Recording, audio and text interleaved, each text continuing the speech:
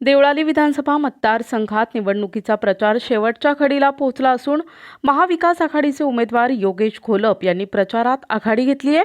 माजी आमदार असलेल्या योगेश घोलप यांनी पिंपळगाव, ताढेगाव, पाथर्डी, पिंपळगाव खांब आणि वडनेर या गावांमध्ये मतदारांच्या भेटीगाठी घेतल्या। छत्रपती शिवाजी महाराज स्मारक वडनेर गेट परिसरात रॅली काढत त्यांनी जनसंपर्काचा धडाका लावलाय। प्रत्येक गावात घोलप यांचे नागरिकांकडून जोरदार स्वागत करण्यात आले। महिलांनी त्यांचं औक्षण करत शुभेच्छा दिल्या। वडनेर येथे आयोजित चौकसभेत त्यांनी मतदारांशी थेट संवाद साधत आपल्या विकास कामांचा लेखाजोखा सादर केला आणि आगामी विकासाचा रोड मॅपही समोर ठेवला। आपल्या विकास गंगेची दिशा अजून पुढे नेण्यासाठी पुन्हा एकदा संधी द्या असं भावनिक आवाहन घोलप यांनी मतदारांना केलंय। तुम्ही जीवाचे रान करा, मी पुढील 5 वर्षे तुमच्यासाठी जीवाचं रान करेल असं म्हणत त्यांनी नागरिकांचा विश्वास जिंकण्याचा प्रयत्न केला। खासदार राजाभाऊ वाजे यांनीही योगेश घोलप यांच्या कामगिरीची स्तुती करत मतदारांना त्यांना विजयी करण्याचं आवाहन केलं। तसेच माजी समाज कल्याण मंत्री बबनराव घोलप यांनी आपल्या कार्यकाळात केलेल्या 7 धरणांच्या बांधकामांचा आणि गाव तिथे मंदिर संकल्पनेच्या अंमलबजावणीचा उल्लेख करत मतदारसंघाच्या विकासासाठी घोलप यांची गरज असल्याचं सांगितलंय। महाविकास आघाडीचा एकत्रित जोर या सभेसाठी महाविकास आघाडीचे अनेक पदाधिकारी, नागरिक आणि महिला मोठ्या संख्येने उपस्थित होते। घोलप यांच्या प्रचार मोहिमेत मतदारसंघातील वातावरण तापवलं असून आगामी निवडणुकीत त्यांनी जोरदार लढत देण्याचे संकेत मिळत आहेत।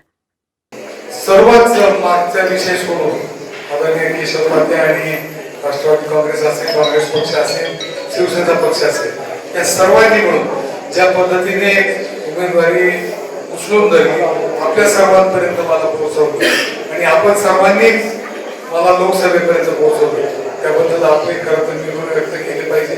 स्थानिक उमेदवार असताना देखील आपण या मतदारसंघातून मला जवळपास 27,000 मतांचं एक मताधिक्य दिलं आणि त्याचप्रमाणे आपण योगेश बापूंना सुद्धा ते मताधिक्य द्यावं, त्यापेक्षा जास्त द्यावं, कारण योगेश बापू सुद्धा नाना असतील, नानांनी बापूंना ओळखता, जास्त ओळखता, माझ्यापेक्षा जास्त ओळखता, परंतु 5 वर्ष आमदार असताना मी आणि बापू मी पण तेव्हाच आमदार होतो 14 ते 15 मी सिन्नर मतदारसंघाचं प्रतिनिधित्व करत होतो आणि बापू देवळालीचं करत होते।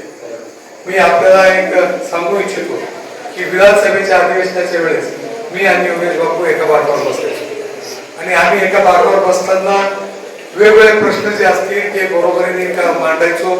जी बापूची तळमळ होती, त्या कमी वय असताना देखील जी माहिती किंवा जी शिकायची ताकद होती, जी माहिती घ्यायची इच्छा होती आणि जी सर्वसामान्य लोकांच्या प्रति तळमळ होती ती मी स्वतः अनुभवलेली आहे। एक लढ्याचा प्रश्न असो त्याच्या इतका, तर मी जर कोणी नाराज झाला असेल तर मी बापूच्या वतीने आपली माफी मागतो, परंतु यावेळेस कोणत्याही परिस्थितीत आपण बापूसारख्या एक तरुण उमेदवाराला निवडून द्यावं ही कळकळीची विनंती करण्यासाठी मी आलो आणि पक्षाने तुमच्या सगळ्यांच्या भरोशावर मला उमेदवारी दिली। 2014ला पण आपण मला आपली सेवा करण्याची संधी दिली होती, त्या संधीचं सोनं करण्याचा पुरेपूर प्रयत्न केला, मनापासून प्रयत्न केला। मतदारसंघासाठी निधी असेल, मतदारसंघाचे प्रश्न विधिमंडळात मांडायचे असेल, हे काम आपल्या आशीर्वादाने करू शकतो। नंतर 2019ला एक बदलाचा वारा मतदारसंघामध्ये एखादा व्हायरस येतो, जसा कोरोना व्हायरस आला तसं बदल हवा, असा एक देवळाली मतदारसंघामध्ये व्हायरस आला आणि जनतेने तो बदल देखील करून दाखवला। 30 वर्ष आपण संधी दिली होती, त्याचा आनंद होता पराभवापेक्षा, आणि तो पराभव आपण स्वीकार केला। पण 19/2024 जी परिस्थिती आपण देशभरात पण सांगितली, वैयक्तिक त्रास म्हणजे नगरसेवक योगेश घोलपचा मित्र आहे किंवा सगळे मलिदा गँगचे काम केले, आज प्रचाराला पण बघताय की ती मलिदा गँगच प्रचार करते। त्या दिवशी वडनेरला कार्यक्रम झाला, त्या वडनेरला 500 रुपये देऊन माणसं गोळा करायची वेळ आली, 700,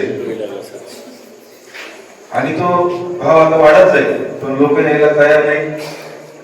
कुठल्याही परिस्थितीत जो त्रास प्रत्येकाला झाला त्याचा वाटप करण्यासाठी या मतदारसंघात सगळी जनता आपल्या माध्यमातून प्रेरणून होती.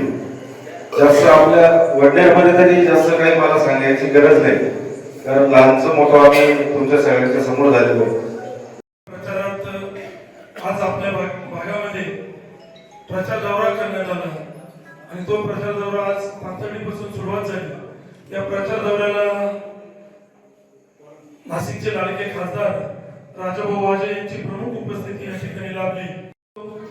ज्या आमदार इथं 3 दिवसापूर्वी आल्या होत्या आणि रडत रडत म्हटल्या होत्या की मला केशव तात्यांनी कामं करू दिली नाही, तरी ती म्हणते की तुम्ही याच्या मागचे षडयंत्र कोणाचंही त्याच्यावरती गुन्हे दाखल करा. 2.5 वर्ष माझ्यासोबत नगरसेविका होत्या, 0 काम केलं वडनेरमध्ये. 5 वर्ष आमदार आहे, 0 काम केलं वडनेरमध्ये. लोक मतं मिळणार कशी, तर मग खोटं नाटं अडकून काहीतरी माझ्यावरती आरोप केले. पण आपण कुठल्याही आरोपाला बळी पडू नका. आपण एक विषय सांगितला लाडक्या बहिणीचा. आपल्यापेक्षा बहिणी हुशार आहे, त्यांना कळलंय. ज्यावेळेस 1500 रुपये लाडक्या बहिणीचे आले आणि ते किराणा भरायला गेले 650 रुपये तेलाचा डबा वाढलेला होता.